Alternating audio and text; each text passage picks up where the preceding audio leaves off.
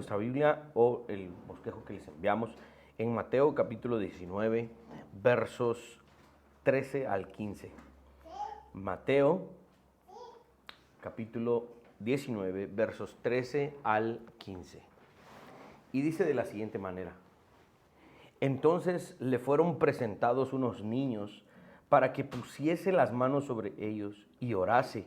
Y los discípulos les reprendieron. Pero Jesús dijo: Dejad a los niños venir a mí, y no se los impidáis, porque de los tales es el reino de los cielos. Y habiendo puesto sobre ellos las manos, se fue de allí. Muy simple, ¿no? Oremos.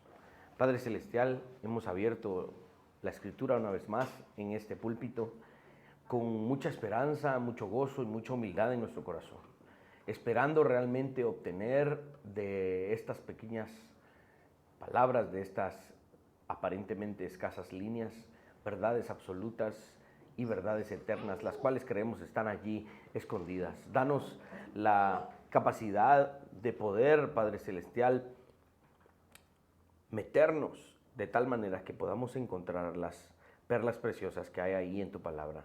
Que nuestra mente y nuestro corazón, nuestros sentimientos, nuestros prejuicios no se interpongan en lo que acá debemos interpretar. En tu nombre oramos. Amén y amén.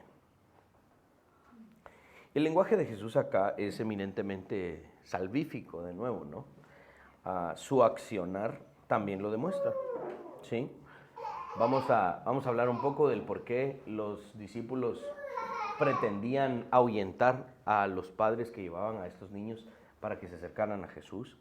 Pero vamos a ver que en este sentido, Jesús, siendo verdaderamente el Rey de Reyes y Señor de Señores, Él mismo tenía tiempo para los niños. Cualquier otra persona vería como algo indigno, ¿sí?, que los niños se acercasen, pero este rey es al mismo tiempo el hombre más humilde que jamás ha existido al permitir que estos niños fuesen presentados delante de él. De nuevo acá vamos a ver que Jesús ama a los niños y aprovecha esta situación para dar un mensaje salvífico de los que son como estos, de los que copian esta manera de ser. Ellos son los herederos del reino de Dios. Eso no es más que una obra salvífica. Marcos agrega algunos otros detalles en capítulo 10, versos 13 al 16, y Lucas capítulo 18, versos 15 al 17. Aunque este pequeño relato no sucedió de manera inmediata a lo que leímos la semana pasada y lo que interpretamos la semana pasada, recuerden que la semana pasada Jesús se encuentra con un grupo de fariseos que están intentando entrar en controversia con él para saber sus opiniones sobre el tema del divorcio, ¿no? Pero a la hora de hacer el análisis nos damos cuenta de que ese pasaje, más que hablar del divorcio, Jesús lo torna en una enseñanza sobre el matrimonio, lo cual es obviamente superior al divorcio. Aunque este pequeño relato que acabamos de leer tal vez no sucedió de manera inmediata en la conversación que Jesús sostuvo con los fariseos, no es descabellado pensar que Mateo lo ubique inmediatamente después de esta controversia, porque cuando se habla del matrimonio o, en todo caso, el divorcio, los niños siempre son una parte importante del mismo, ¿sí? Muchas veces las personas piensan en el divorcio en cuanto a sus libertades o sus problemáticas, y ahí que los niños miren cómo salen, ¿verdad? Y Mateo tal vez nos está ayudando a entender que en la secuencia de estos pensamientos siempre es importante tener en cuenta a los niños, porque los niños están ligados a la familia, los niños están ligados al matrimonio. Quisiera leer la versión de la Biblia de las Américas. Generalmente yo pongo la Biblia que utilizo, digamos, para toda la liturgia, la lectura de los salmos, la lectura de los pasajes que vamos a estudiar, es la versión Reina Valera contemporánea, la Reina Valera 60, pero siempre leo otras versiones, tanto en español como en inglés. Pero esta versión de la Biblia de las Américas, de este pasaje, me ayuda a entender con mayor claridad, de primas a primeras, cómo es que Jesús realmente está utilizando esta escena para enseñar. Miren lo que dice: Entonces le trajeron algunos niños para que pusiera las manos sobre ellos y orara. Y los discípulos los reprendieron. Pero Jesús dijo: dejad a los niños y no les impidáis que vengan a mí. Ojo con esto, porque de los que son como estos es el reino de los cielos. Y después de poner las manos sobre ellos, se fue de allí. Aquí es donde aparece la controversia, ¿no? Porque muchos dicen, hay que leer la Biblia así como está traducida en el español y esto y lo otro, porque Jesús dice que dejen a los niños venir a mí, porque de ellos es el reino de los cielos. Como quien dice, el niño por ser niño ya es miembro del reino de los cielos. Ahora, un punto importante que hay que entender es que en ese sentido la Biblia guarda silencio, ¿sí? Una supuesta objeción que sacan en contra de los calvinistas es: ¿qué pasa con los bebés que mueren? ¿Qué pasa con los niños que antes de llegar a tener uso de razón nunca confesaron a Jesucristo como Señor y Salvador? De acuerdo a tu doctrina calvinista, entonces ellos tendrían que estar en el infierno, ¿verdad? Y empiezan a hacer este tipo de controversia, basados en un pasaje como esto que no habla de eso. Este pasaje, por eso les leo esta versión, y en el griego es muchísimo más claro, pero elegí esta versión para que podamos entenderlo de una vez en el español. De los que son como estos niños, de ellos es el reino de los cielos. Jesús está de nuevo enseñando algo que ya dijo en Mateo 18, versos 1 al 3, cuando analizamos lo que significa ser como niños. Entonces, la controversia no tiene lugar acá, ¿sí? La Biblia, de hecho, guarda silencio al respecto. Y si en todo caso aquellos niños que no lograron vivir más allá de 6 meses, aquellos bebés que murieron en el vientre, aquellos niños que tal vez nacieron pero no lograron confesar a Jesucristo como Señor y Salvador porque no tenían suficiente uso de razón todavía, si en todo caso están en la presencia del Señor, tienen que ser de la misma forma en la que todos nosotros, que tal vez no morimos cuando éramos pequeños, pero llegamos a esta edad y tenemos la certeza de que vamos a estar frente a Él por la eternidad. La única forma de llegar a la presencia de Dios es por medio de la gracia. Ni nosotros ni los niños podríamos haber hecho algo por nosotros mismos para obtener nuestra salvación. Entonces, realmente la controversia no tiene lugar. Cuando alguien les diga, vos vas a una iglesia reformada, vos sos calvinista, entonces vos crees que los niños automáticamente son salvos. O si vos crees que están predestinados, vos crees que algunos se van al infierno, algunos no, vos crees que todos están en el infierno. Entonces, cuando les preguntamos acerca de qué verso utilizan, generalmente van a este pasaje. Y este pasaje simplemente no habla de eso. Nunca permitan que les usen este pasaje como un supuesto argumento en contra de nuestro entendimiento reformado de la salvación. Ahora, probablemente en el relato, los que estaban poniendo a los niños frente a Jesús para que Jesús los tocara y orara por ellos, eran los padres, ¿no? Deseaban que el toque de Jesús sobre sus pequeños hiciera algo, los sanara y los bendijera. Ahora, ¿por qué?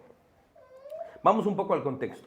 Los niños eran, número uno, socialmente impotentes y también eran dependientes.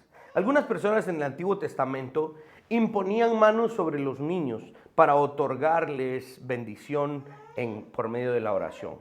Los discípulos, en alguna medida como insensibles en este momento, ¿no?, que intentaban alejar del maestro a los padres y a los niños que se querían acercar a Jesús. El griego nos insta o nos guía a entender que estos niños eran tal vez recién nacidos o niños de brazos que necesitaban ser acercados, ¿sí? O tal vez habían otros niños que sí podían caminar y acercarse a Jesús, ¿verdad? A los cuales los discípulos estaban, vaya para tu casa, ¿verdad? Porque no querían que se acercaran al maestro. No sé si se recuerdan aquella escena, este pequeño relato evoca una escena del Antiguo Testamento. En la vida de Eliseo el profeta y su siervo Giesi, ¿sí? Su siervo Giesi. Ellos caminaban por cierto lugar siempre y hubo una mujer muy próspera que habló con su esposo para construirle un pequeño cuarto al profeta donde podía dormir y todo lo demás. Tiempo después, cuando esta mujer tuvo un hijo, ¿verdad? Y el hijo falleció, la mujer se acercó a Eliseo y se postró delante de Eliseo a llorar, casi que en un sentido de reclamo. Giezi inmediatamente quiso como quitar a la mujer de los pies de su maestro Eliseo, pero Eliseo le dijo, déjala, que llore porque el Señor no me ha revelado qué es lo que le ha pasado. Los discípulos parecieran ser aquí como un tipo de Giezi, ¿no? Que estaban intentando alejar a los que necesitaban del maestro, alejarlos de su presencia. Ahora, los niños eran amados, ¿sí? En la cultura judía, más que en cualquier cultura circundante en donde los niños realmente no eran amados. Les contaba yo que habían niños que si nacían con cierto defecto en otras culturas, básicamente los despeñaban, los desechaban porque no eran, no valía el tiempo estarlos cuidando cuando tenían ciertos defectos físicos. Pero socialmente en la economía judía los niños eran impotentes. Ahora, aquí hay un punto importante. La tasa de mortalidad infantil era altísima, ¿sí? Solo en Guatemala, hace 150 años, la tasa de mortalidad, si no estoy mal, ascendía casi al 60%. Es decir, de cada 100 niños que nacían, 60 estaban destinados a morir.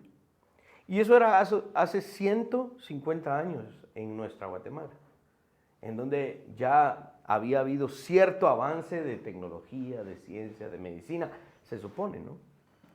Ahora, imaginen allá en el primer siglo, en aquella Jerusalén, la tasa de mortalidad era altísima. Una de las razones por las cuales la gente tenía muchos hijos es porque varios se morían. Varios niños se morían, no sobrevivían. Las enfermedades inmediatamente a niños tan frágiles, pues les terminaban la vida. Entonces, físicamente los niños eran impotentes y morían antes de alcanzar madurez. Se cree que en lugares más pobres como Egipto, tal vez hasta la mitad de los nacidos morían de la edad incluso antes de 12 años. De cada 100 niños que nacían en Egipto, 50% morían antes de los 12 años. Las familias más pobres de estos lugares a menudo desechaban a los bebés si pensaban que no podían mantenerlos ni ayudarles en sus problemas físicos que tenían. Es probable que los padres aquí en este momento se estén acercando a Jesús para que ya vieron que este Jesús sana a los cojos, sana a los enfermos, le devuelve la vista a los ciegos, hace que los sordos escuchen. Este Jesús le dio de comer a 15,000 personas. Este Jesús está haciendo grandes cosas. Este bebé, pueda que haya sucedido el caso, que estoy pensando si lo dejo morir o me lo quedo. Voy a ir a una última opción, a ponérselo a este hombre a ver si lo sana. Puede ser que esto esté sucediendo en este momento. No es una cuestión solo porque Jesús es una celebridad y queremos que tenga un acercamiento mi bebé con ese Señor para que dentro de 20 años yo le pueda decir, ¿te acuerdas de ese Jesús? Ese Jesús te tocó a vos, Patojo, cuando eras bebé. No era solo el sentido de querer hacer una historia de eso, era realmente buscar el toque del Maestro para sanidad, para bendición, para que Dios lo fortaleciera. Ahora, este pasaje nos recuerda también que los niños necesitan de la gracia de Dios. Los niños también necesitan del toque del Señor en la etapa en la que se encuentren. J.C. Riley comenta que evidentemente eran niños tiernos, demasiado pequeños para recibir instrucción, es decir, no iban a entender lo que Jesús dijera, pero no eran demasiado pequeños para recibir el beneficio del toque, de la oración de Cristo. Jesús ama a los niños, Satanás los odia. Y aquí este pasaje nos está mostrando que este Rey de Reyes y Señor de Señores no es tan importante como para no prestarle atención a los niños. Este pasaje nos habla de Jesús y el corazón que también tenía para los niños. ¿Cuántas personas Jesús había sanado y lidiado con ellos? De diferentes edades, de diferentes, en alguna medida, posiciones sociales. Jesús había sanado a ancianos, a jóvenes, había sanado a adultos, había estado presente tal vez con personas más importantes, con personas muy pobres. El relato que sigue va a estar bien alegre porque es el tema del joven rico, ¿no? Del joven que era muy adinerado.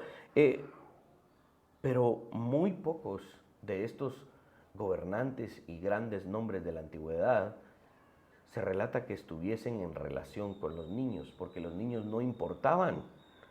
Pero este Jesús le está prestando atención a los niños. Este pasaje nos deja en claro que Jesús ama a los niños. Los niños no son de menor importancia para el Señor. Por tanto, para nosotros los creyentes, los niños tampoco debiesen ser de poca importancia. Los discípulos, ahorita cuando lleguemos a la aplicación voy a hablar más de esto, porque aunque los niños no son de poca importancia para nosotros, no significa que sean fáciles de tratar, ¿verdad? No significa que son fáciles de criar, de manejar, ¿verdad? Los padres aquí se están riendo conmigo porque saben de lo que estoy hablando.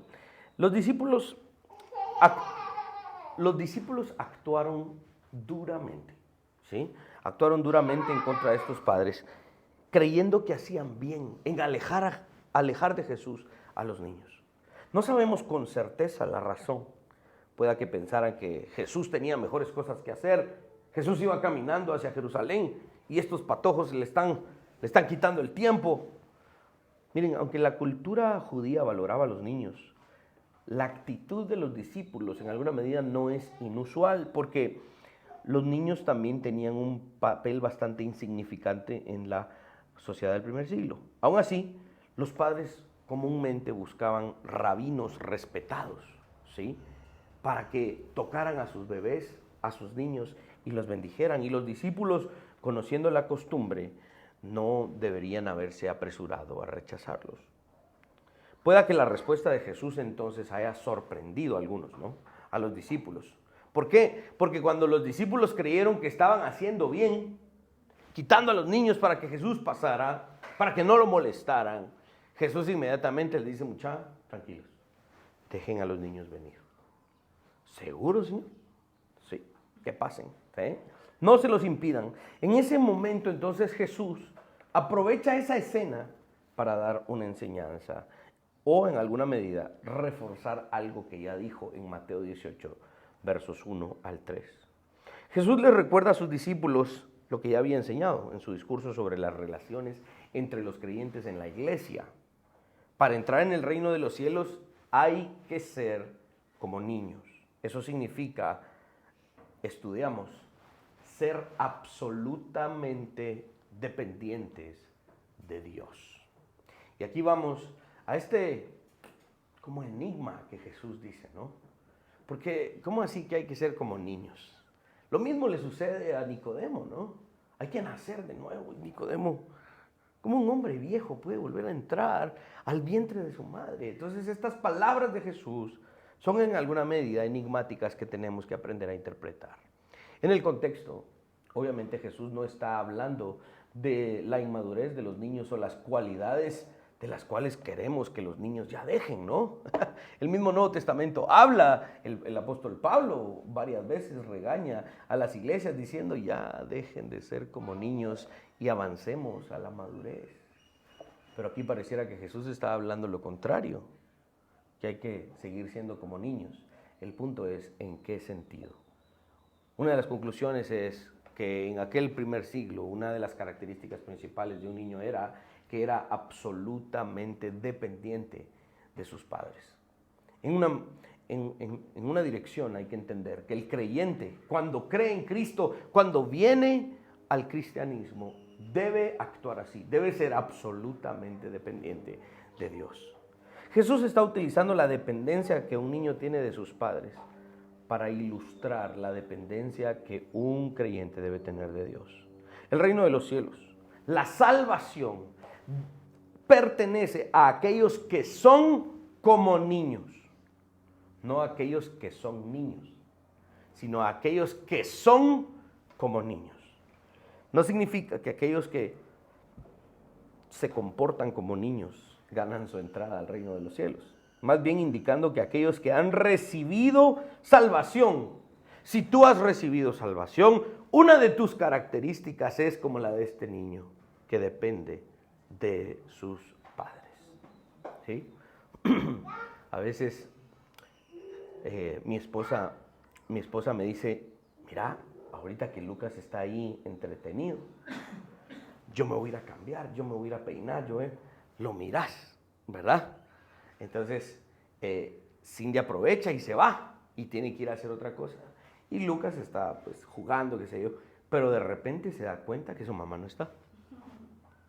Entonces yo le digo, no está tu mamá, pero estoy yo. Y me mira así como, vos no me servís. La que me sirve es mi mamá. Y entonces empieza a decir, pareciera ser la única palabra que sabe, ¿no? Mamá, mamá, y mamá, y mamá. Entonces yo empiezo a hacer todo lo que está a mi alcance para que se distraiga y entienda que yo también lo puedo cuidar. Yo sé que soy inútil, pero no tanto para eso, ¿verdad? Entonces sé que yo puedo cuidar del niño. Y entonces al fin logro que se distraiga. Pero ese momento en el que Lucas se da cuenta que no está su mamá, cuando uno logra ver la expresión de su rostro es, estoy perdido, ¿no? No está esa mujer, yo estoy perdido. Entonces se empieza a desesperar, ¿no? Esto es más o menos lo que en alguna medida está ilustrando Jesús. Somos como niños en el sentido espiritual cuando realmente no tenemos al Padre, no estamos en comunión con el Padre. Nada ni nadie más nos sirve. Es la comunión con el Dios que nos creó. Entonces, aquellos que han recibido salvación se caracterizan por esto. Al menos poseen aquellas cualidades buenas que los niños tienen.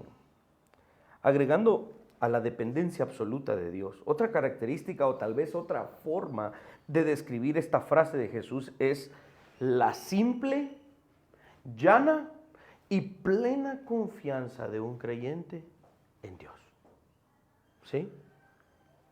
Cuando Cindy regresa a la habitación, abre la puerta y entonces Lucas la mira, ya todo está bien, ¿verdad?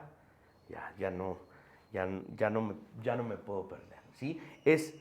Empieza a sonreír, empieza a estar tranquilo, empieza a buscarla, empieza a que la abrace, a que la cargue. Y yo le digo, no, espérate que todavía está ocupada, déjame, ya vino, ¿verdad? Él quiere estar con ella, ¿sí? Y es la simple y plena confianza que un niño tiene de sus padres, es la simple y plena confianza que debemos tener en el Dios de la Biblia. Tal como lo dijimos, esto lo enseñó Jesús en Mateo 18, 1 al 3, pero también podemos leer este concepto en otras palabras, en otros pasajes que nos ayudan precisamente a entender el concepto de la dependencia absoluta de Dios. Juan capítulo 15, verso 5, todos y cada uno de nosotros hemos oído este pasaje y sabemos que es precisamente el mensaje de lo que Jesús está hablando. Yo soy la vid, vosotros los pámpanos. El que permanece en mí y yo en él, este lleva mucho fruto. Y esta es la frase importante, porque separados de mí, nada podéis hacer. Los niños sirven como un modelo de confianza, de humildad, ¿sí? La cual los discípulos de Jesús no estaban demostrando en ese momento, y muchos discípulos de Cristo fallan en demostrar algunas veces. Quiero avanzar ahora a la aplicación, porque digamos que el mensaje como tal no era muy extenso. ¿Qué podemos aplicar nosotros hoy en nuestra vida, aparte de entender el concepto de la dependencia de Dios? Y aquí voy precisamente a la otra parte que debemos considerar. Dice 1 Corintios 14, 20, hermanos, no seáis niños en el modo de pensar, sino sed niños en la malicia, pero maduros en el modo de pensar. ¿Sí? Muchas personas podrían pensar que los niños son seres humanos tan simples que no tienen mayor cosa que ofrecer a la sociedad, sino que en vez de ofrecer algo a la sociedad, lo que ofrecen es problemas, lata, hay que estar pendiente de ellos, nos quitan el tiempo. Piensan que los niños no merecen la atención de los adultos. Ahora, Vamos a la aplicación en cuanto a no solo cómo a tratar a los niños, sino que cómo nosotros hoy, siendo los hijos, los niños de Dios, debemos comportarnos. Una de estas primeras características es lo que acabamos de leer, para poder ir dándole consistencia al argumento bíblico en su totalidad. Saber que Jesús no estaba diciendo que nuestro actuar debe ser infantil e inmaduro, jamás. Eso sería contradictorio. Entonces, lo que aprendemos con el resto del Nuevo Testamento es que debemos ser niños en cuanto a nuestra dependencia de Dios, en cuanto a nuestra plena confianza de Dios, en cuanto a creer fácilmente en lo que Dios nos demanda, ¿sí? Un niño cree fácilmente muchas veces, pero también un niño en cuanto a la malicia es muy simple, ¿no? Un niño no entiende cuestiones, por ejemplo, en doble sentido. Un niño no ve lo malo que hay en el mundo de inmediatamente.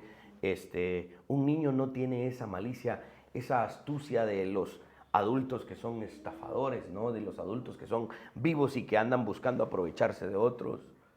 Un niño no tiene esa malicia y en cuanto a la malicia debemos ser como niños, escribe Pablo. Pero al mismo tiempo debemos ser maduros en nuestra forma de pensar. Entonces, esto es, cuando uno va haciendo exégesis poco a poco en la Biblia, como lo hemos ido haciendo acá, nos vamos a ir encontrando con muchas de estas paradojas, ironías, en alguna medida tensiones, ¿no? ¿Sí? Tensiones de todo tipo.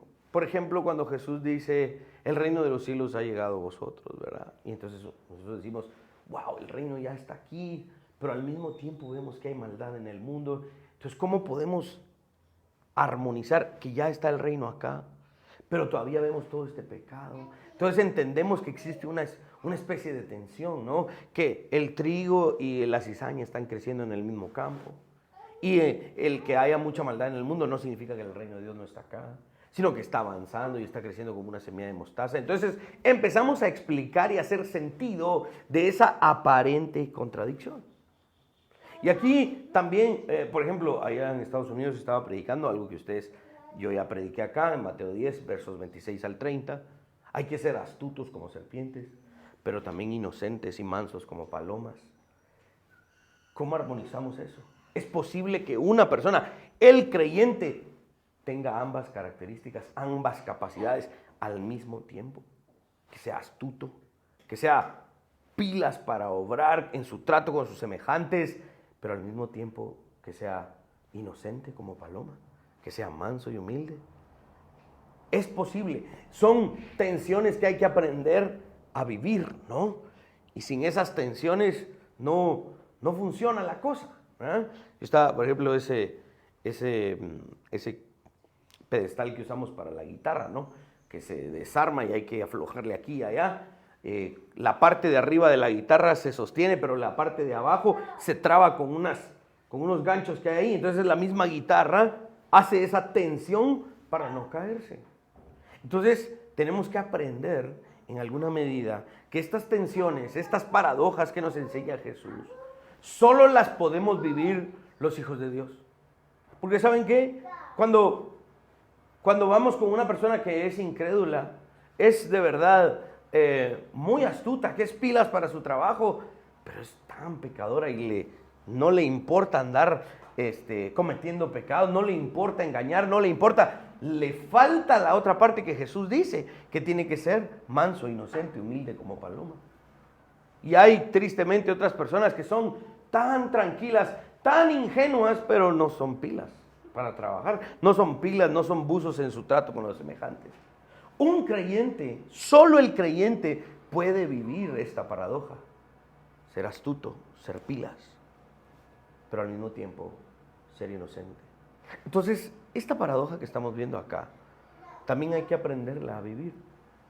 Debemos ser como niños para la malicia, para depender de Dios, para creer en Él, para acercarnos a Él. Simples, con falta de sofisticación, si ustedes lo quieren ver así, que A veces Lucas está aquí, que quiere esto, que quiere lo otro, y no, a veces no hay a uno que darle, ¿va? No le queremos dar el celular, no le queremos dar un iPad. Le doy un zapato, ¿va? Como que le di un lingote de oro, ¿va? Y se pasa ahí, porque es simple en ese sentido.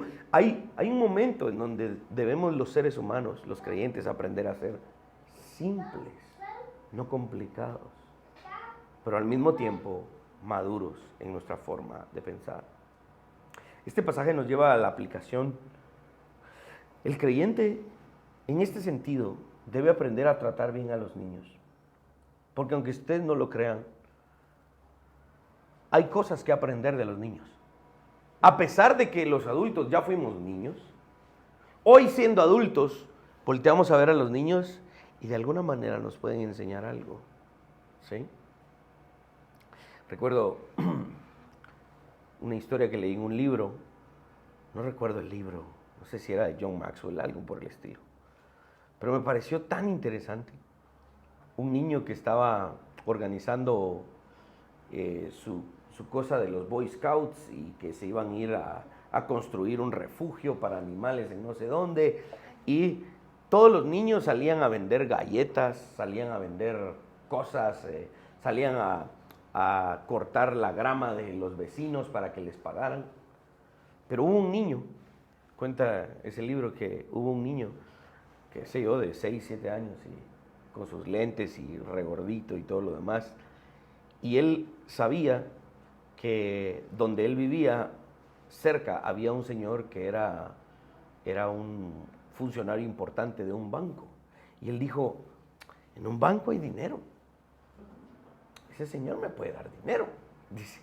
Y se fue a sentar y el niño llegó, porque digamos en Estados Unidos de verdad hay muchos lugares en donde los niños pueden caminar y no hay mayor problema, ¿verdad? Se van sin sus papás, ni nada por el estilo. Nosotros no vamos a ir a Josué ni aquí a la vuelta solo, pues, pero allá hay lugares donde los niños pueden caminar solos. Y el niño llega al banco y ni siquiera lo podía ver la secretaria, ¿va? Porque muy enano, ¿va? ¿Qué pasó, niño? ¿Va? Fíjese que quiero hablar con ese señor, que él vive cerca de mi casa. Él está ocupado y no te puede atender.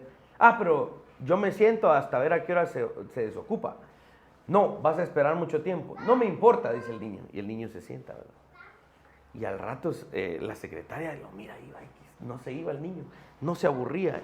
Y curiosamente el niño ahí sentado, de verdad, sin hacer mayor cosa, sin estar haciendo relajos, sin aburrirse. El niño ahí sentado, y hasta que la secretaria dice, bueno, este niño es persistente, ¿verdad? Entonces le fue a tocar la puerta al jefe y le dice, mire, ahí hay un niño que dice que es su vecino y que quiere hablar con usted. Y sale el gerente del banco. Ah, sí, Patojo, lo conozco. Pasa adelante, niño, que no sé qué. ¿Qué pasó? ¿Tus papás? No, hoy vine solo yo. ¿Y por qué? Le dice, fíjese que estamos haciendo esto, y yo sé que aquí en este banco hay dinero, porque en los bancos hay dinero. Me imagino que usted nos puede dar. Pero así, el niño seguro, tranquilo, y si le hubieras dicho que no, hubiera dicho, no, ahí se va. Pero le sorprendió tanto a este señor que le dijo, ¿cuánto necesitas, verdad? Y le dio todo lo que necesitaban para ir a construir el refugio de animales o la actividad que estaban haciendo.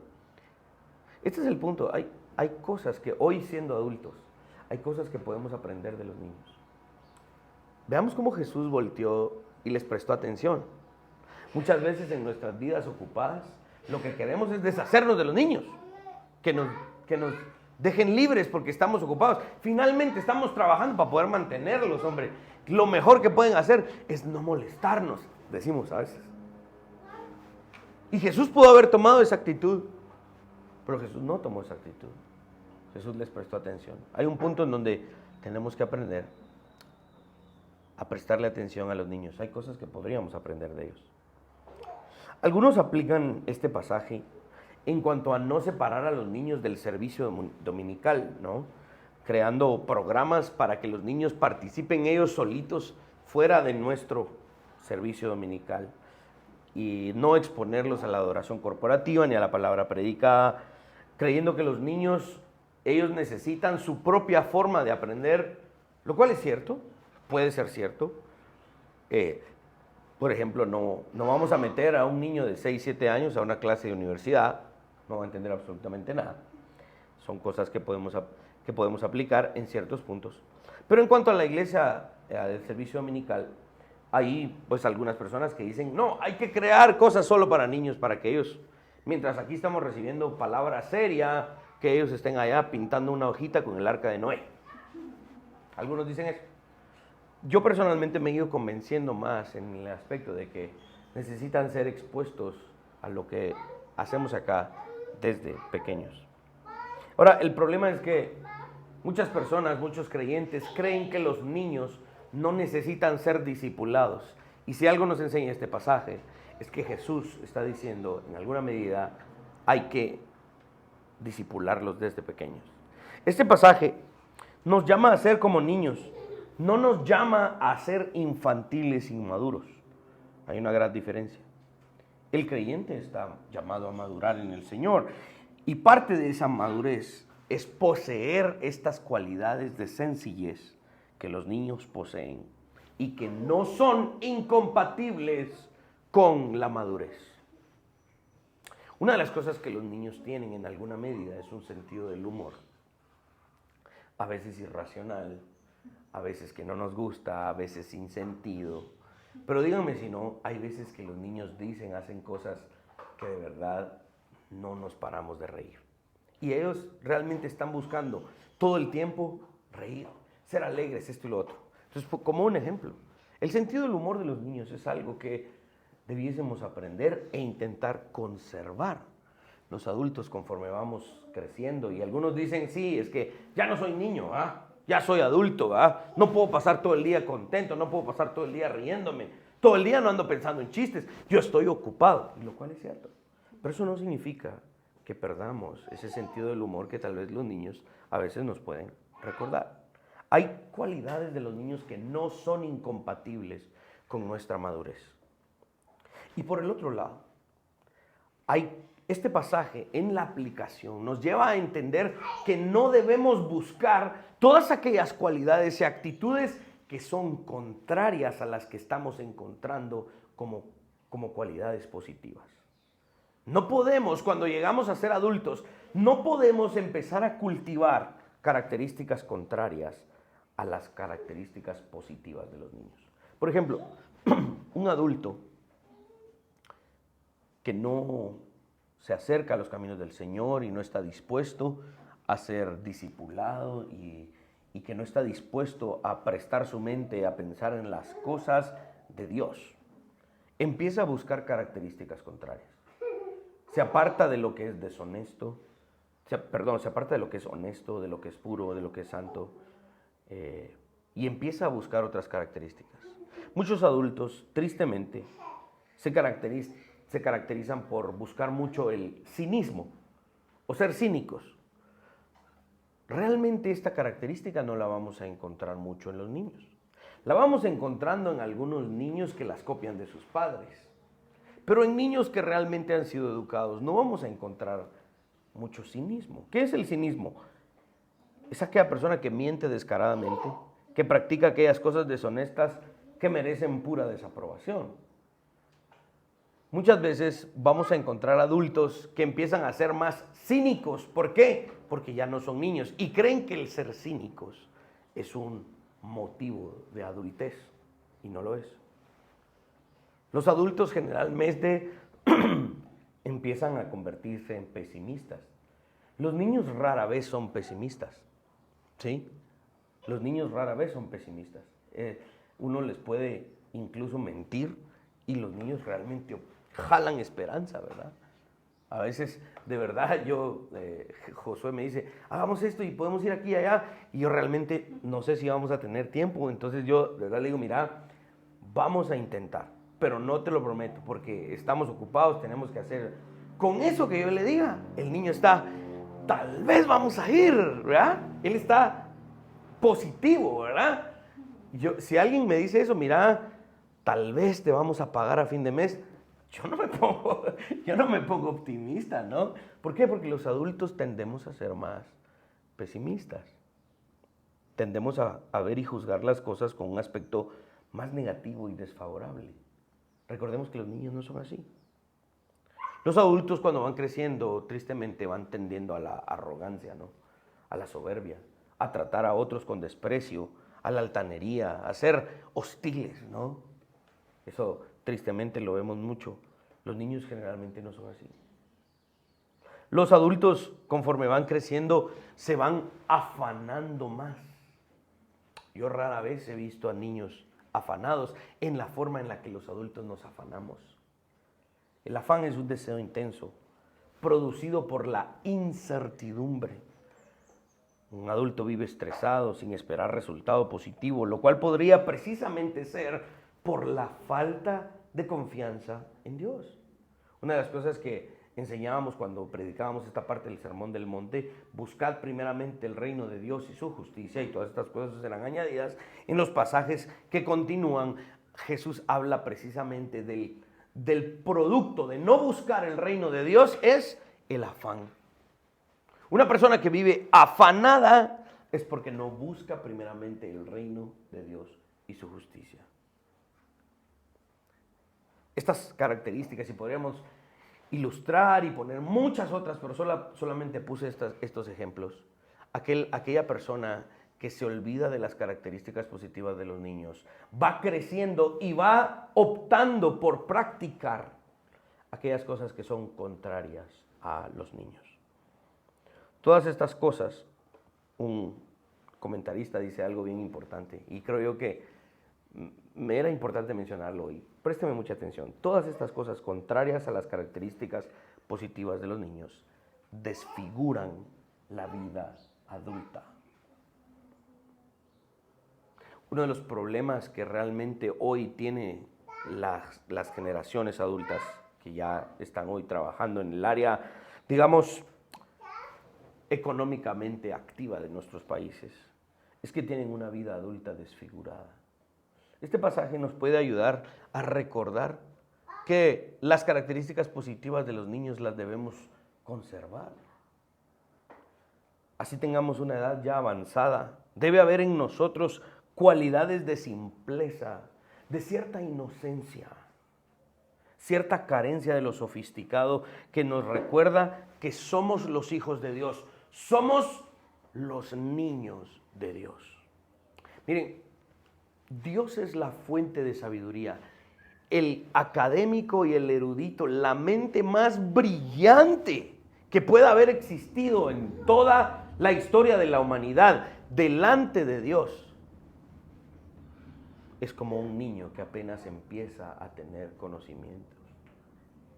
Esta figura de que Él es nuestro Padre y nosotros somos sus hijos, sus niños, no debe apartarse nunca de nuestra mente. Tanto que Jesús nos enseña solo con una pequeña frase: de los que son como niños es el reino de los cielos. Si tú crees que ya eres muy adulto, muy sofisticado, ya no tienes tiempo para estas cuestiones del humor, ya no tienes tiempo para reír, ya no tienes tiempo para hacer, esas cosas son de niños, ya las debo dejar atrás. Esas cosas muchas veces pueden realmente ayudarte a reconstruir tu vida adulta, ¿sí? Asimismo, en la aplicación, mis hermanos, recordemos que así como Jesús lo hizo, nosotros también debemos orar por los niños. Yo doblo mis rodillas todos los días y le pido al Señor que le dé a nuestros niños salud en su cuerpo y salvación en su alma. Que les ayude realmente a crecer sanos, que les ayude a ser ejemplos. Y no solo orar por ellos, sino que también aprender a educarlos, poniendo mucho esmero en su instrucción religiosa y espiritual, sabiendo que desde pequeños son almas que necesitan salvación y nuestro trabajo es exponerlos, presentándolos a Cristo. Hermanos, este pasaje simplemente nos ayuda a recordar que somos los hijos de Dios y hay cosas en los niños que nunca debiésemos de desechar, sino que debemos ponerlas en práctica y aprender a ser los hijos, los niños de Dios. Pongámonos de pie.